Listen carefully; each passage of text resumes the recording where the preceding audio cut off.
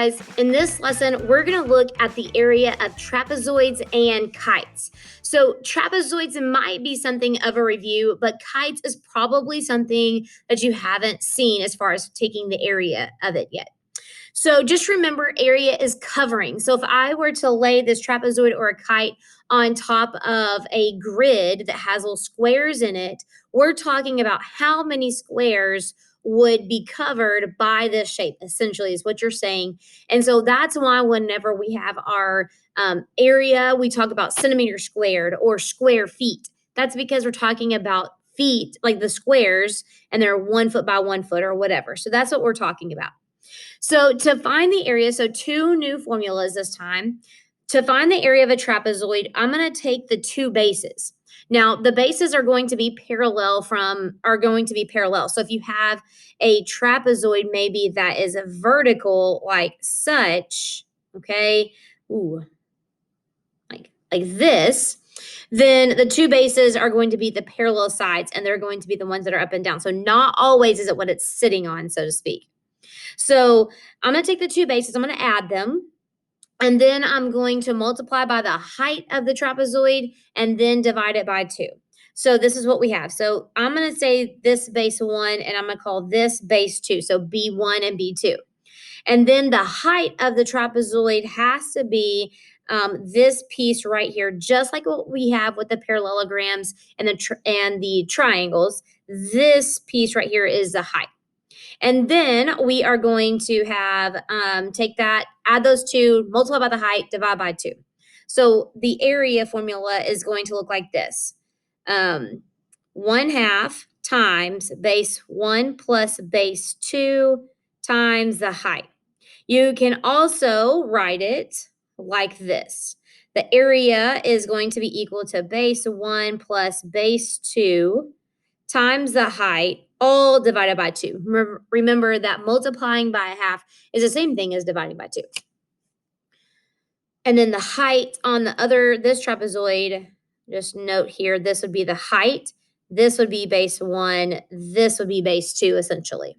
So that vertical one is kind of hard to see a little bit. Now let's look at kites. So kites actually in order to find the area of a kite, you have to have the diagonals. So remember that the diagonals are going to go in between, and it really does make it look like a kite almost, and it looks like a T. So here's diagonal 1, and then here is diagonal 2. So I'm going to call this one D2, and then the first one D1. So to find the area of the kite, I'm going to take those two, multiply them, and then divide by 2 there. So the area is going to be 1/2 times the diagonal 1 times diagonal 2. You can also see it written as the diagonal 1 times diagonal 2 divided by 2. Again, multiplying by 1/2 is the same thing as dividing by 2. All right, so now let's look at some examples. We're going to try to find the area of this quadrilateral. So first off, especially if all these are thrown together, what is this shape? Well, it's a trapezoid. So I have two parallel sides. I have LM and NP that are parallel from each other. Those are going to be my two bases. So this is going to be base 1, this is going to be base 2, and then the height here is labeled as 15. So the area is going to be equal to 1/2 times the two bases added together, the sum of those two, times the height. So I'm going to take 1/2 of 17 plus 25 times the height, which is 15. So you can add 17 plus 25, take 1/2 of it, multiply it by 15, any order of that, but you do have to add 17 and 25 together first. Or you could distribute that 1/2 to the 17 and the 25. That's kind of doing a lot, but that's definitely possible as well. So then once I do all this together, I'm going to get 315 centimeters squared. That's going to be the area of this quadrilateral, also known as trapezoid. Example 2, we have another quadrilateral, PQRS, and this is called a right trapezoid. The reason why this is a right trapezoid is because this is a right angle. So we'll have to note that, but here it looks like it is. So this for the two bases, remember those are the two parallel sides. So here is base 1 and here is base 2. And then the height, even though it's not inside here, this height is the same as this height, which is 18. So there's my height on that right angle.